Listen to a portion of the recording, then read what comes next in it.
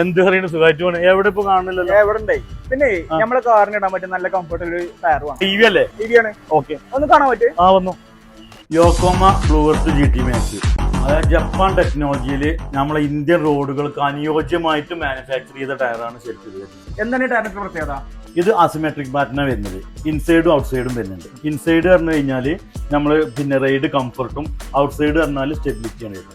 ചില ടയറുകളൊക്കെ പറഞ്ഞ നോയ്സിന്റെ ശല്യം വരും, അത് ഇതിൽ വരില്ല. അതുപോലെ തന്നെ ഈ ഒരു സെൻട്രൽ 3 ലൈൻ ഹൈ സ്പീഡിൽ പോകുമ്പോൾ വണ്ടി സ്കിഡ് ആവാനുള്ള ചാൻസ് വളരെ കുറവാണ് വരുന്നത്. ഈ സെൻട്രത്ത് ഈ ഒരു കട്ടിംഗ് ആണ് റോഡിൽ വെള്ളവും കാര്യങ്ങളൊക്കെ ഉണ്ടാകുമ്പോൾ തള്ളിക്കളയാൻ സഹായിക്കുന്ന രീതിയിലാണ് ഇതിന്റെ ഒരു ഡിസൈൻ ചെയ്തിട്ടുള്ളത്. പിന്നെ ബ്ലേഡ് കട്ടുകൾ കണ്ടില്ലേ?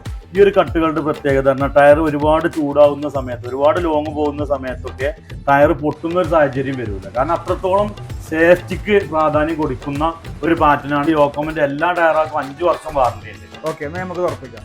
ഓക്കെ.